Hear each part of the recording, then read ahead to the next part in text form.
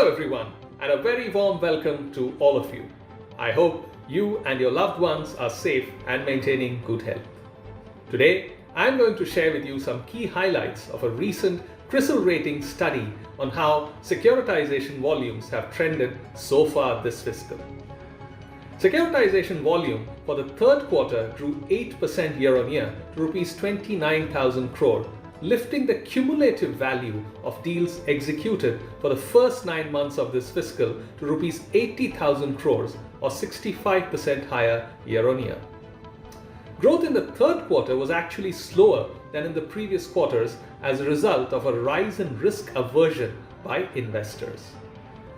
The uncertainty around COVID-19 pandemic's third wave, including the Omicron variant, resulted in a number of deals under active negotiation remaining unexecuted towards the end of the quarter.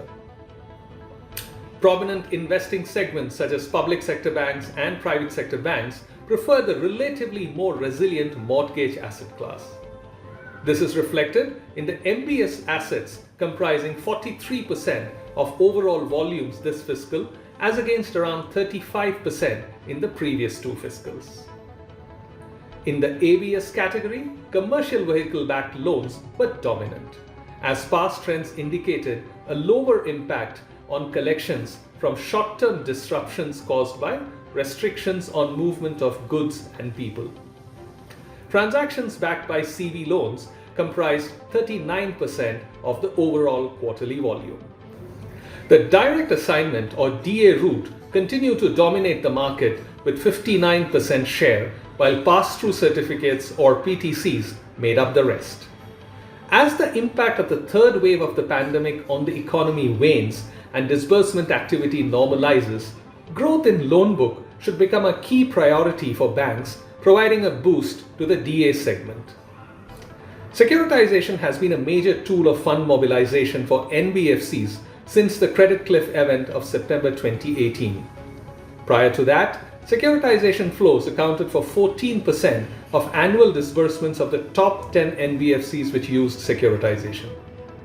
That rose to 22% and 33% in fiscals 2019 and 2020.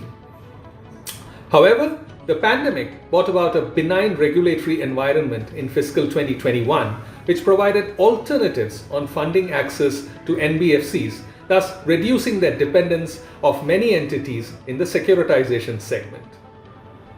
Accordingly, the proportion of securitization flows for these entities fell back to 23% of annual disbursements in fiscal 21. Going forward, it is expected that securitization will be an integral element of liquidity management and an alternative funding source for many NBFCs as the economic activity normalizes. And on that note, I thank you for your time and attention, and till we meet again with another topical theme, goodbye.